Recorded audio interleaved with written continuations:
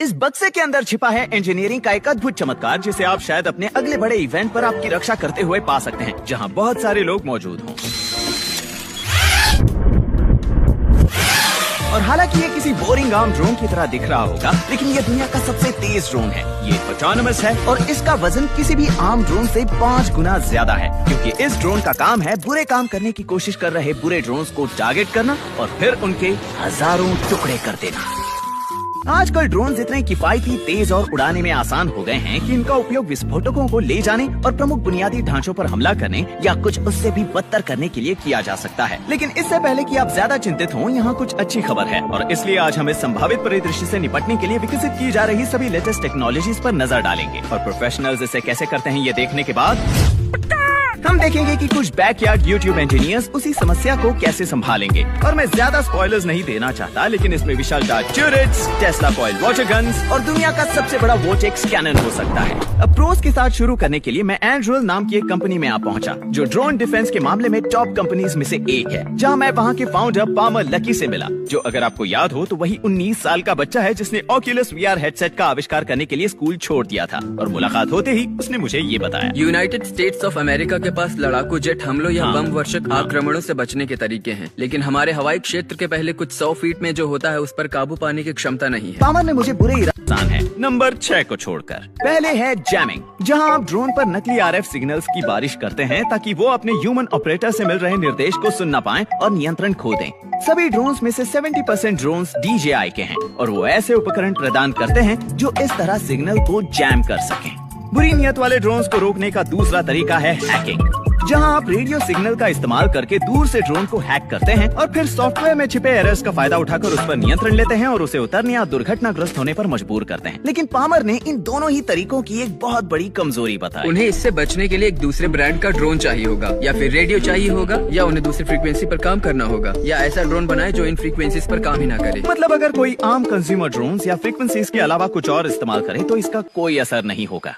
तीसरा तरीका है हाई पावर्ड लेजर्स, जहां आप बस ड्रोन की बाहरी सतह को इतना गर्म करते हैं कि उसमें आग लग जाए। और ये प्लास्टिक वाले ड्रोन के खिलाफ काफी असरदार है, लेकिन एक बार फिर इसकी भी एक और कमजोरी है। क्या होगा अगर मैं उस पर एक पाई टिन लगा दूं?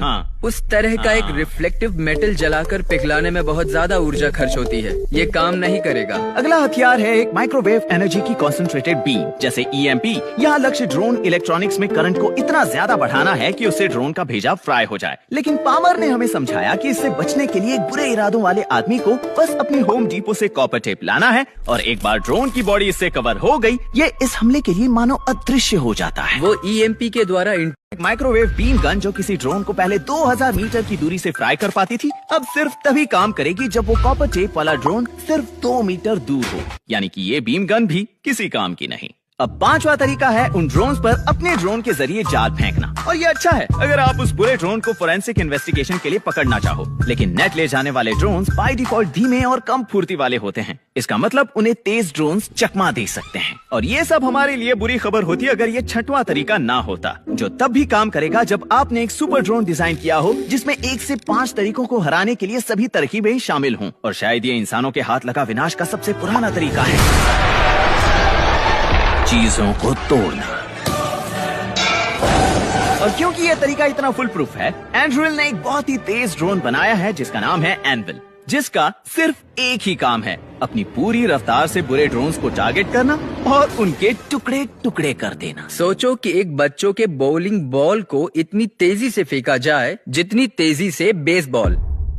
एनविल के टकराने पर कुछ वैसा ही होगा। तो जाहिर सी बात है, ये सब सुनने के बाद मैं इसे अपनी आंखों से देखना चाहता था, तो वो मुझे अपने टेस्टिंग फील्ड में ले गए, जहां उन्होंने एक काल्पनिक सिनेरियो बनाया जहां एक बुरा ड्रोन हमारे पोजीशन के नजदीक आ रहा था। शुक्र है हमारे पास एनविल है। अब उन्होंने उस ड्रोन के उड़ान भरने से पहले ही उसे पहचान लिया, और ये यहाँ खड़े इन टावर्स की वजह से है। हर एक टावर पर रेडार, ऑप्टिकल कैमरास या IR डिटेक्टर्स जैसे सेंसर्स लगे हैं। और फिर वो मार्क्ड एरिया में इंटरेस्ट की पहचान लिया, और ये यहाँ खड़े इन टावर्स की वजह से है। हर एक टावर पर रेडार, ऑप्टिकल कैमरास या IR डिटेक्टर्स जैसे सेंसर्स लगे हैं। और फिर वो मार्क्ड एरिया में इंटरेस्ट की हर चीज का पता लगाने और ट्रैक करने के लिए कंप्यूटर विजन, मशीन लर्निंग और AI का इस्तेमाल करते हैं। ये वास्तव में इतना सटीक है कि ये डेजिग्नेटेड एरिया में हर एक पक्षी को पहचान कर उन्हें ट्रैक भी कर लेता है। वो इस सॉफ्टवेयर सिस्टम को लैटिस कहते हैं और ये उनकी कंपनी की सफलता का सबसे बड़ा राज है। पहले ड्रोन को डिटेक्ट करते हैं, देखते हैं वो कैसे ड्रोन है, और अगर तुम्हें एनविल को उसके पीछे भेजना हो, उसे जैम या हैक करना हो तो बात नहीं बनेगी। तुम एनविल अब छोड़ोगे।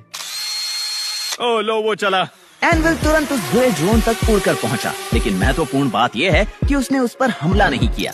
उसके बजाय उसने उसके ठीक 30 मीटर नीचे अपनी पोजीशन लॉक कर ली। उसकी परछाई की तरह उसकी हर चाल को कॉपी करते हुए बस अपने टर्मिनल गाइडेंस सेंसर्स का इस्तेमाल करने के लिए किसी इंसानी ऑपरेटर द्वारा दिए जाने के आदेश का इंतजार करते हुए, जिसकी मदद से वो अपने और उस ड्रोन के बीच की दूरी को 200 mph की रफ्तार से मिटाते हुए उस पर हमला कर सके।